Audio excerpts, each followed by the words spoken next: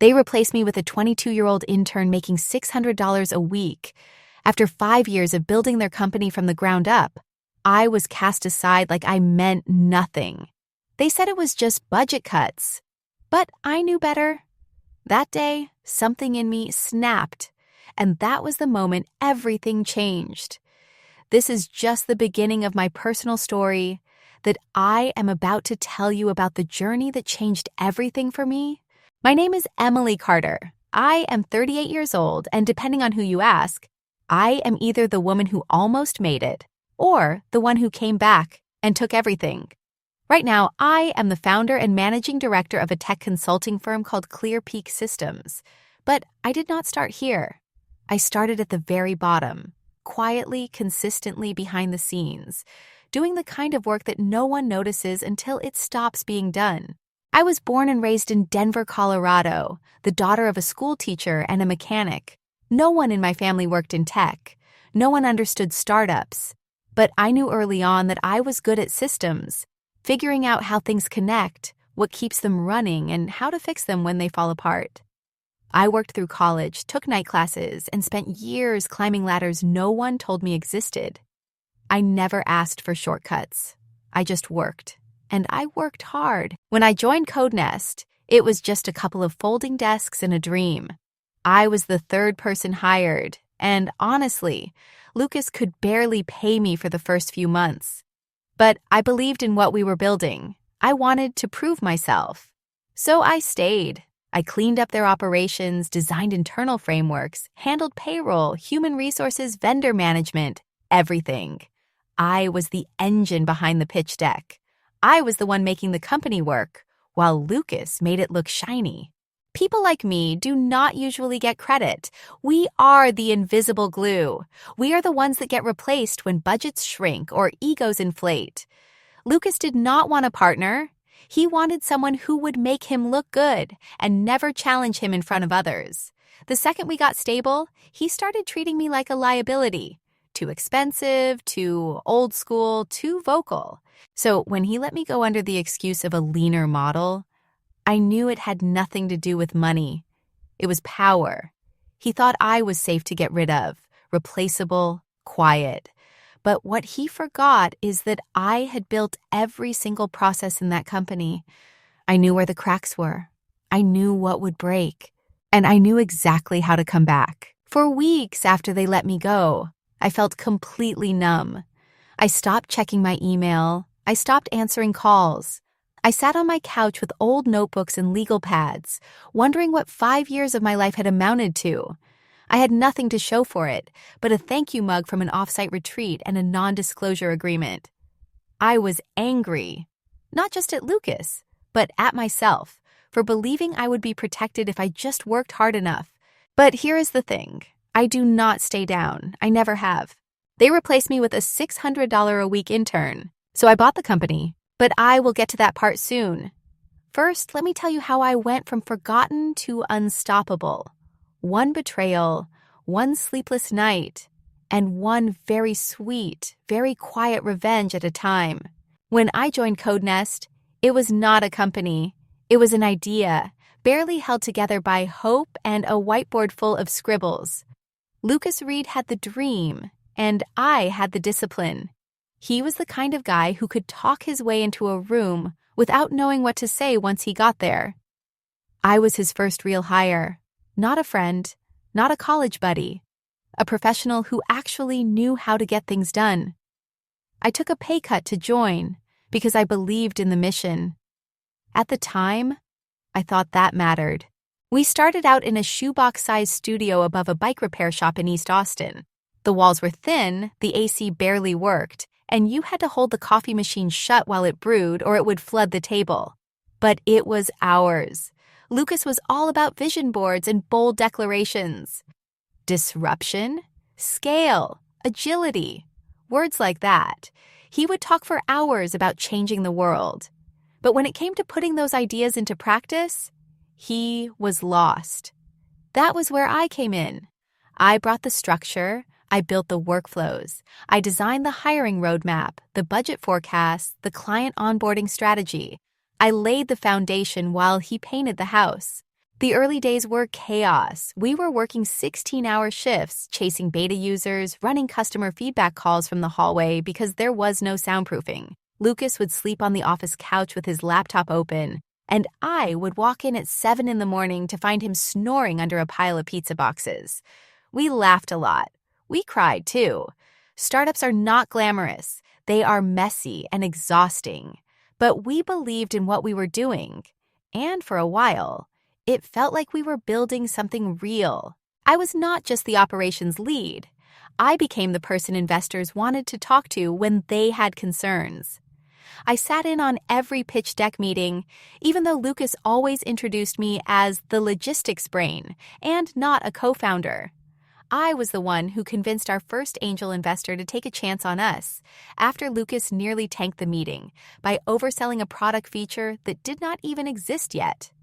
I spent nights rewriting contracts, fixing bugs, soothing upset clients, and onboarding engineers who were used to bigger salaries and fancier offices. I did it because I believed in the long game. I did it because Lucas promised we were in this together. By our second year, we had raised a modest seed round. Nothing huge, but enough to hire a skeleton crew and get real traction. That was when things started to shift. Lucas stopped asking me to weigh in on product decisions. He began holding meetings without me, meetings I used to run. When I brought it up, he brushed it off. "You are the rock, Emily," he said. "I need you focused on keeping things running while I handle the big picture." That sounded reasonable at first, until I realized that big picture meant taking credit for work he had barely touched. By year 3, we were profitable, not wildly successful yet, but stable. We had clients, partnerships, and press. Lucas started talking differently, to the press, to the team, even to me. Suddenly, the story was that he had built CodeNest from nothing, with just a laptop and a dream. He started referring to the company as his baby. I would correct him gently in team meetings. "Our team built this together," I would say. He would nod, smile politely, and then repeat the same solo founder fantasy to the next investor. The more money came in, the more he bought into his own myth.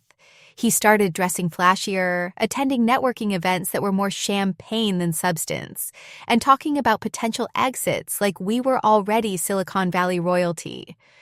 I tried to ground him. I told him that we needed to double down on customer support, improve product stability, and take care of the people who had stuck with us through the worst of it. He called me too cautious. He said I was slowing things down. That was the first time I heard the phrase fresh blood come out of his mouth. I began to feel invisible, like a shadow of the person I had been when we started. I knew every line of code we had written, every early adopter we had begged to stay, every contract I had personally negotiated. And somehow, I was becoming background noise in a company I helped build from zero. I still worked harder than anyone else. I still carried the weight. But Lucas had stopped seeing me as a partner. He saw me as an overhead line on a spreadsheet he wanted to trim. That was the turning point. The moment I realized that no matter how much I gave, it would never be enough for someone who was too busy building his own legend to remember who helped him write the first chapter. Lucas barely looked me in the eye when he let me go. He leaned back in his chair like he had done this before, like it was just another Wednesday afternoon on his calendar. I sat across from him, arms crossed, holding my breath like I was bracing for impact. He cleared his throat, then gave me that fake polished smile he always wore when he needed to spin something unpleasant. "Emily," he said, "we're trying to pivot. The company needs younger energy, fresher ideas. It's nothing personal." Those were his exact words, every single one of them. I was 38, not 80, but in his eyes, I had aged out of relevance. I was not trendy. I did not wear sneakers with suits. I did not use words like vibe in meetings. And I certainly did not nod along to every idea he floated without asking a few hard questions first. Suddenly, that made me old blood, a weight instead of a wing, an obstacle instead of an asset. It was not about budget. It was not about innovation. It was about control, and Lucas wanted more of it.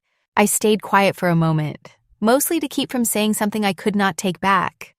I watched him adjust the sleeve of his tailored blazer, tapping his pen like he had somewhere better to be. He did not thank me for my years of work. He did not acknowledge what I had built. He just handed me a generic severance packet and told me I had 2 weeks to transition out, 2 weeks to undo 5 years of blood, sweat, and sacrifice. When I stepped out of his office, the entire floor felt different. Cold, quiet, almost embarrassed. People could not even look me in the eye. A few heads dropped, a few others pretended to type, but not one person said a word. I do not blame them. They had jobs to keep, bills to pay, and no idea how to stand up to a man like Lucas without getting pushed out the same way I was. Fear does that to people. It makes them silent. I walked past Tasha's desk on the way to mine. She was sitting stiff in her chair, eyes wide, fingers frozen over the keyboard. She gave me an awkward little smile, like she did not know whether to apologize or pretend this was normal. I smiled back, because none of this was her fault. She was just a kid, bright-eyed, eager, and thrown into something way bigger than she could possibly understand. Lucas did not hire her for her experience. He hired her because she was cheap, easy to manage, and unlikely to challenge his authority. He wanted obedience, not insight. As I packed my things, I moved slowly, deliberately. Every photo frame, every sticky note, every notebook I had scribbled ideas in during those long, sleepless nights when I thought I was helping build something meaningful. I tucked away the memories one by one. I took my time. I wanted to remember every single second of what it felt like to be thrown away like I had never mattered. A few desks down, someone whispered, just loud enough for me to hear it. She built this place. They were right. Damn right I did. I built this company from nothing. I was the one who stayed when things were falling apart. I was the one who cleaned up after Lucas's big ideas. I was the one who had stood in front of clients, investors, and vendors, and made them believe we were something worth betting on. And now, I was being dismissed with a sentence and a signature. When I reached the elevator, I turned one last time to look at that office. It felt smaller somehow, like a cheap version of the place we used to fight for. The team I had once seen as family looked like strangers in borrowed furniture. I took a deep breath and stepped inside the elevator, letting the doors close on a chapter I did not think would end this way. It hurt, more than I expected, but underneath the pain, something else was waking up in me. Something cold, sharp, focused. If Lucas thought that was the end of my story, he had no idea who he had just underestimated. The first 2 weeks after getting fired felt like I was floating in a vacuum. No meetings, no deadlines, no emails at 2 o'clock in the morning asking for last-minute slide decks or contract revisions. For the first time in years, I had nowhere to be and nothing to do. The silence was deafening. My body was still on work mode, waking up early and checking for notifications that no longer came. My brain kept scanning for problems to solve, only to find empty hours in a quiet apartment. I had gone from running a team of 20 to sitting at my kitchen table, alone, staring at the wall. At first, I told myself it was a break, a chance to breathe, catch up on sleep, cook something that did not come from a takeout container. But that nothingness, it was not peace. It was noise, angry noise, loud thoughts, frustrated questions that echoed through my mind like a broken record. How could he do that? After everything? After 5 years of loyalty, grit, and results, just discarded like old furniture during a spring cleaning. Lucas had always been a smooth talker, but I never thought he would go that far. The more time I had to sit with it, the more I realized just how calculated it had all been. He knew exactly what he was doing. He waited until the systems were stable, the team was trained, and the investors were happy. Then he cut me loose. Not because I had failed, but because I was no longer easy to control. He did not want a partner. He wanted an echo chamber, someone who would nod and smile while he made reckless decisions and took all the credit. I had outlived my usefulness. And in his world, that meant I had to go. I spent a lot of time pacing my apartment, walking from room to room like I might find answers in the couch cushions or behind the refrigerator. I replayed every meeting, every conversation, trying to figure out when the shift had started. When had I gone from valued to invisible? Maybe it was not one moment. Maybe it was slow, gradual, like a leak in the ceiling that you do not notice until the whole thing collapses. The worst part was not even the betrayal. It was the erasure. Like I had never mattered. Like I had never been there at all. But under the frustration, something else began to stir. Something sharper than sadness. I started watching CodeNest from the outside, the way a hawk watches the field.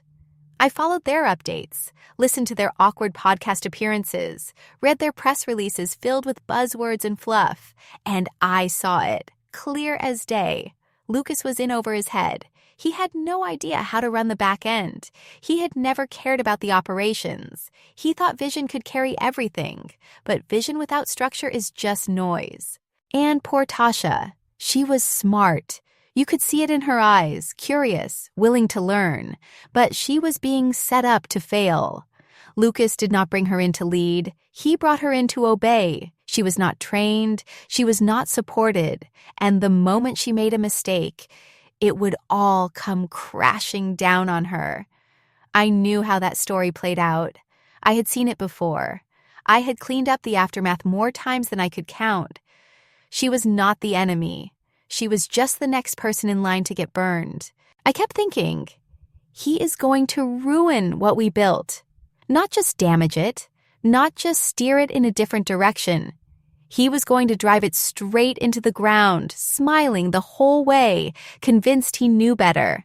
And part of me wanted to look away, to move on and never think about CodeNest again. But another part of me, deep, stubborn, and silent, refused to let it go. Not out of revenge, not yet, but out of pride. Because no matter how they rewrote the story, I knew the truth. I had built something real, and I was not going to sit in silence while they tore it apart. 3 weeks after the firing, I met with my old mentor, Olivia Hart. It was a rainy Thursday evening, and I remember standing outside the wine bar for a full minute before going in. My hands were still shaking, though I would never admit that out loud. Olivia had been one of our earliest advisors back when CodeNest was barely an idea. She was sharp, fearless, and never the type to sugarcoat the truth. She left the company 2 years ago after clashing with Lucas over the company's direction. She had seen the writing on the wall before I did, and now I wondered what else she had been right about. We sat at a quiet table near the back, the kind of place where no one asks questions, and the lighting hides your exhaustion. Olivia looked at me like a surgeon studying a wound. She poured us both a glass of red and leaned back in her seat without saying a word. Finally, after a long silence, she said, "I heard what happened. Are you ready to do something about it?" It was not a comforting tone. It was a challenge. She did not ask how I was doing, because she already knew. She knew the betrayal, the anger, the quiet humiliation.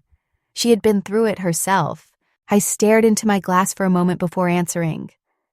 "I do not want revenge," I said, and that was true. At least partly. I did not want drama. I did not want to make headlines. But I wanted my power back. I wanted to feel like I mattered again. More than anything, I wanted to prove that Lucas had made the biggest mistake of his life by letting me go. Olivia nodded, as if that was exactly what she expected me to say. "Then stop grieving," she said. "Start planning. He does not get the last word unless you give it to him." That night, I went home with a spark I had not felt in weeks. It was not rage. It was not bitterness. It was something calmer, more focused. I sat down at my kitchen table with an old notebook and started sketching ideas.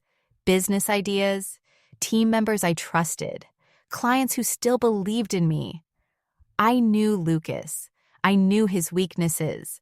I knew how he thought, how he cut corners, and how quickly he lost control when no one was there to clean up after him. I did not want to rebuild CodeNest. I wanted to build something better. I began reaching out to people quietly. Former colleagues, vendors, even a few clients. I asked questions, listened carefully, and never said too much. The truth is, a lot of them were already unhappy with how things were going at CodeNest. They missed the structure, the consistency, the leadership that actually followed through. And even more surprising, they missed me. Some of them said it outright, others hinted at it, but I heard it loud and clear.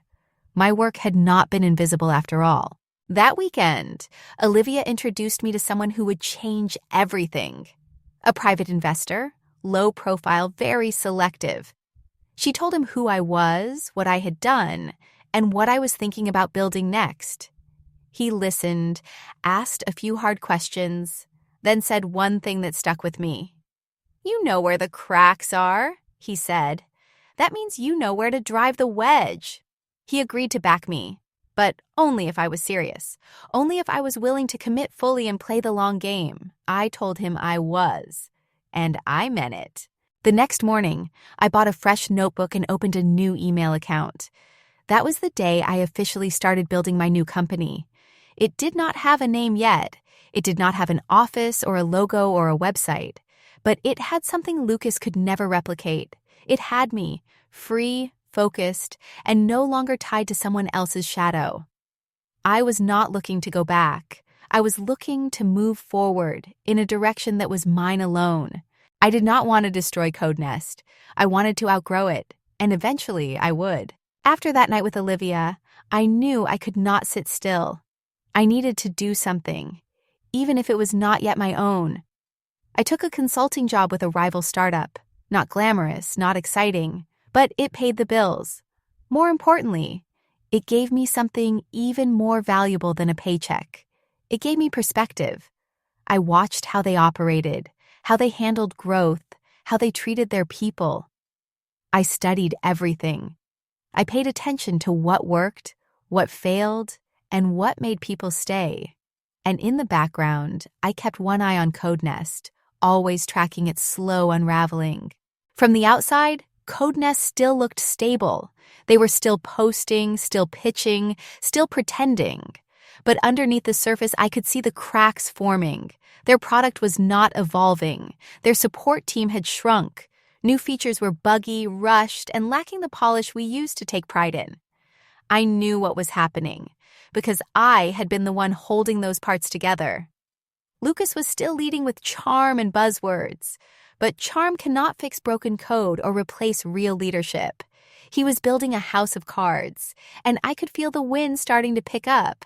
While I worked my day job, I spent my nights building something of my own. It started small, quiet, just me and a notebook full of plans. Then I reached out to people I trusted, former colleagues, old vendors, ex-teammates who had quietly messaged me after I left CodeNest to say they missed the way things used to be. Some had already left. Some were ready to walk away if the right opportunity came along.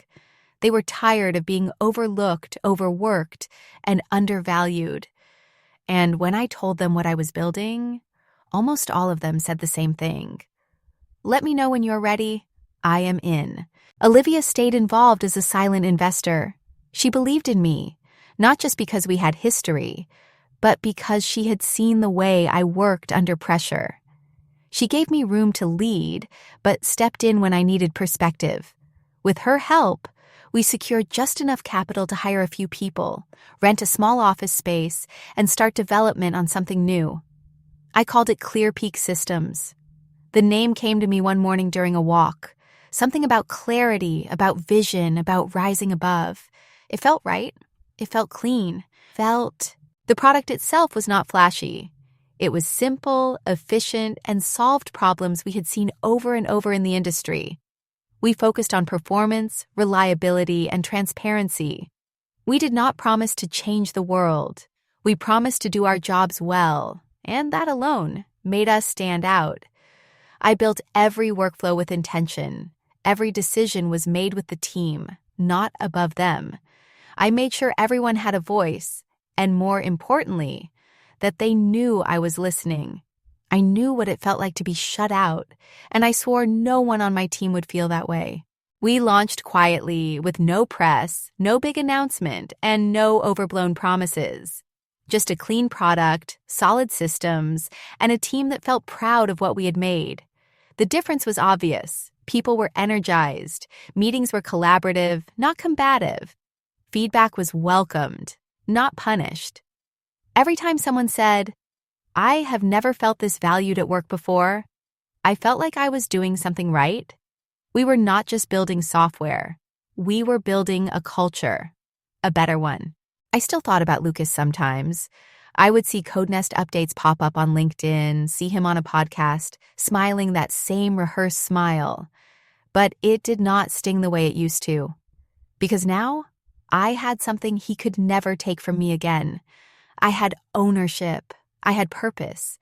And I had people around me who knew that real leadership is not about control. It is about trust. 10 months after I left, my phone buzzed while I was heading into a product meeting. It was a message from Jared Lynn, an old friend and tech lead at a rival firm we used to compete with back in the day. The message was short, but it hit like a jolt. "CodeNest's bleeding talent," he wrote. "They let go of Tasha last week." I stopped walking. For a moment, everything around me faded. I had not spoken to Tasha since the day I left. She had been thrown into something way over her head, used as a pawn by Lucas. And now she had been discarded like one. I messaged Jared back, asking what else he knew. Within minutes, he filled me in. Revenue had dropped sharply over the last quarter. Client churn was up. Some longtime partners were quietly backing out of contracts. Product updates were delayed or riddled with bugs. The new hires Lucas brought in after my departure were either inexperienced or too afraid to speak up. Key team members were leaving. No exit interviews, no replacement plans. Just out the door. And Lucas? Lucas was scrambling. He had taken over more and more control, but was making rash decisions without understanding the fallout. He had driven out the people who could have helped him, and now the weight of the company was crushing him. I will be honest, my first instinct was not joy. It was something colder. I felt validated maybe, but I did not smile. Not yet, because this was not just about Lucas or me. It was about something we had built together, something that once had the potential to be great. Watching it crumble did not bring the satisfaction I thought it would. It just reminded me of everything I had poured into that place, every late night, every tough call, every sacrifice. And now it was falling apart because one man could not share credit or admit he needed help. Over the next few weeks, the messages kept coming. I started hearing from people I had not talked to in months. Former developers, designers, support staff. Most of them were job hunting, some were burned out. A few just needed someone to vent to. They were angry, confused, and in some cases, heartbroken. "It is not the same without you." One message read, "There is no structure, no leadership. It is chaos." Another simply said, "You were right." I never asked what they meant, because I already knew. At ClearPeak, we were hitting our stride. Our latest product update had been well received. Customer retention was solid. Our small but mighty team was collaborating like they had been together for years. I looked around our office one afternoon, watching the team solve problems together, challenging each other without fear. And I thought, this is what CodeNest could have been if Lucas had valued people over ego. We did not have flashy offices or big press coverage, but we had trust. We had momentum, and that was everything. One morning, I saw a post from Lucas on LinkedIn. He was trying to rally investors, talking about new beginnings and strategic pivots. It reeked of desperation. The comments were polite but thin. The likes were mostly from people outside the industry. The ones who mattered were quiet. I knew what that meant. Word had spread. The brand was damaged. The trust was gone. Lucas was trying to patch a sinking ship with buzzwords and charm. But charm does not fix failing infrastructure. Charm does not build loyalty. And he had burned through all the goodwill he had left. That night, I sat in my apartment with a glass of wine and read back through the old emails, the ones I had saved from my first days at CodeNest. I remembered the spark we had back then, the belief that we could build something real. I thought about how fast it all changed when one person decided that vision was more important than the people behind it. I had spent a long time carrying the weight of that loss. But now, I was finally starting to let it go. Because this was not my failure, it was his. When Lucas started looking for buyers, ClearPeak was one of the first names that came across the table. Of course, he had no idea we were behind it. Olivia was the face of the deal. She used one of her investment shells, a quiet group with just enough distance from ClearPeak's branding to keep things clean. To Lucas, it looked like a miracle, an anonymous investor group swooping in at just the right time. He thought he was being rescued. What he did not know was that I had been preparing for this moment from the second he let me go. We bought a majority stake in early Q2, right after their valuation took another nosedive. They had dropped to a third of what they had been the year before. Clients had dried up. Their product was in free fall. And the press had started to notice the internal shakeups and leadership silence. Olivia negotiated hard, as always. She pushed the price down and squeezed the terms so tight that Lucas could barely argue. The man who once said I was old blood had no choice but to hand over control to a nameless board of strangers who just so happened to work with me. When the ink dried, I waited a week. Then I told Olivia I wanted to walk in myself. Not for a press photo, not for applause, just for closure. I had not been inside the CodeNest office in over a year, and stepping through those doors again felt like walking into a dream I had woken up from a long time ago. The place looked smaller, duller. The energy that once buzzed through the walls was gone. People looked tired, cautious, like they had been holding their breath for months. Lucas was still there, sitting in the corner office that used to be mine, though now the blinds were closed and the desk cluttered with papers. He looked up when I walked in, and for a full 5 seconds, he did not say a word, just stared. Then he stood, slower than usual, like he was not sure what he was seeing. "You?" he asked, voice low and cracked. I nodded, me. The silence between us stretched long enough to feel heavy.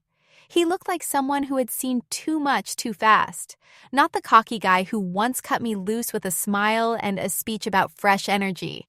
Now he looked like he was trying to figure out how the game had flipped so far out of his control. "How?" he finally muttered. I could have said a lot in that moment. I could have told him about the months of work, the long nights, the hard conversations. I could have explained the strategy, the investors, the buildup. But instead, I said what mattered most. I listened, I learned, I rebuilt. He sat down without another word, just slumped into his chair like the weight had finally caught up to him. I did not gloat. I did not need to. The moment was loud enough on its own. I had not come for revenge. I had come for peace, for proof that I had not only survived what he did to me, but turned it into something better. That was the real victory. Later that day, I walked the floor and said hello to a few familiar faces. Some smiled, some were surprised. A few nodded quietly like they already knew the story. Word travels fast in tech. By the time I left the building, I could feel it in the air. Things were about to change, not overnight, not magically. But change was coming, and this time it would be built on something stronger than ego and control. It would be built on what we had lost, what we had learned, and what we were now ready to rebuild. I did not fire Lucas on the spot. It would have been too easy, too clean. Instead, I did something worse, something more lasting. I let him stay. We kept him on as a junior consultant. No title, no authority, no decision-making power. He sat in on meetings he once led, took notes on strategies he could not influence, and reported to managers half his age. I wanted him to feel what it was like to be powerless in a place he once controlled. And he did. Every quiet nod, every awkward silence, every time his suggestions got ignored. It was all part of a slow, steady reckoning. Not out of cruelty, but clarity.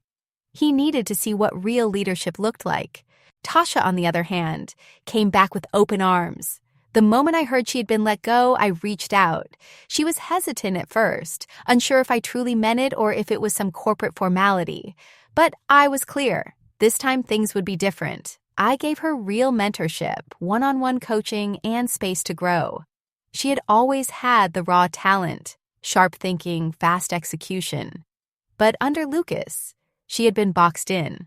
Now, she was given freedom, responsibility, trust, and she rose to the occasion faster than even I expected. Watching her lead a team of her own made me realize just how much potential had been wasted in the old system. The rebuilding was not overnight, but it was honest. We took what worked from CodeNest's original DNA and mixed it with the cleaner, faster systems we had built at ClearPeak.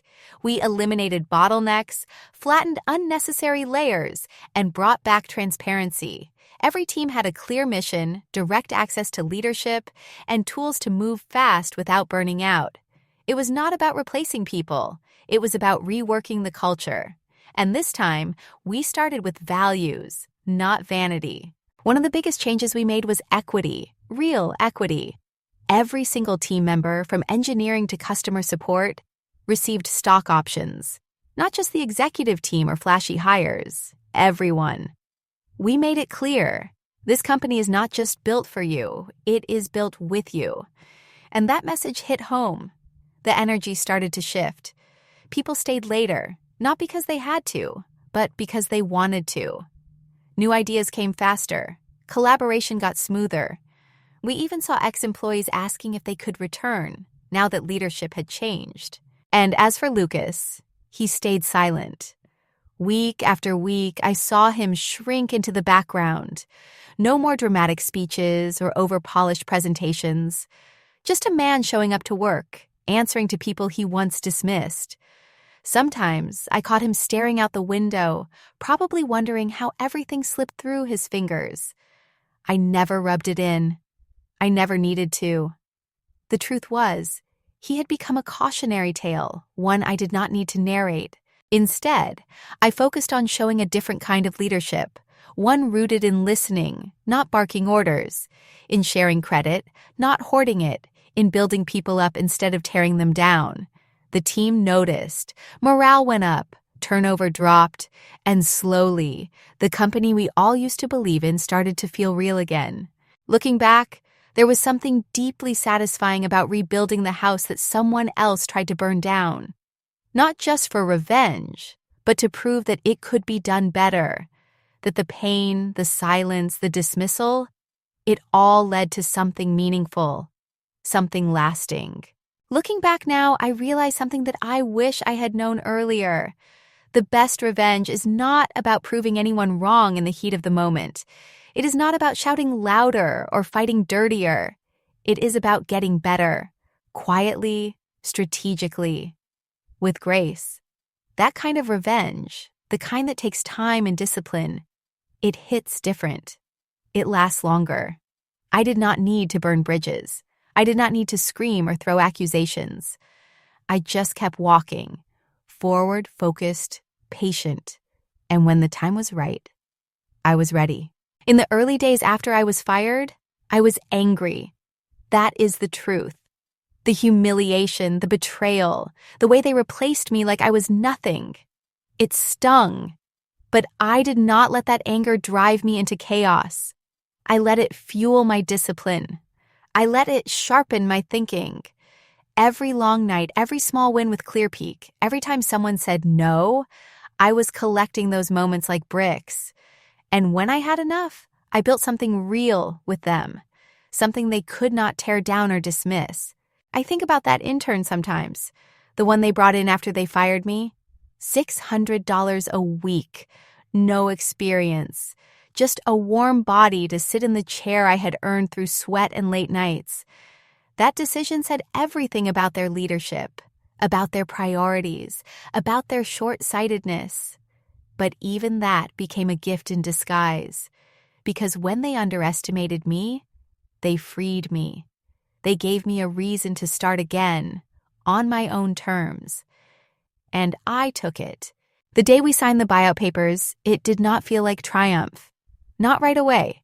It felt surreal, like walking into a version of my past and realizing I no longer belong there. The office was the same, but I was not. I was steadier, calmer, sharper. Lucas looked at me like he could not believe what was happening. But I could. I had been working toward that moment for a year, building, planning, watching. And when Olivia handed him the paperwork and I walked in behind her, everything clicked into place. He said one word. "You?" I nodded. "Me." There was no satisfaction in gloating.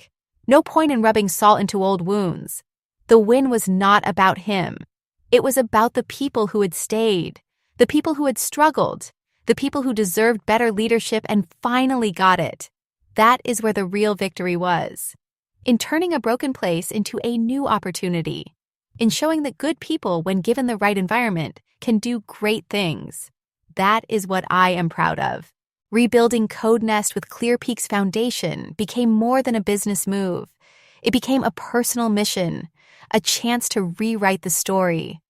Not just for me, but for every person who has ever been underestimated. Every person who has been told they are replaceable. Every person who has been pushed out because they did not fit someone else's vision.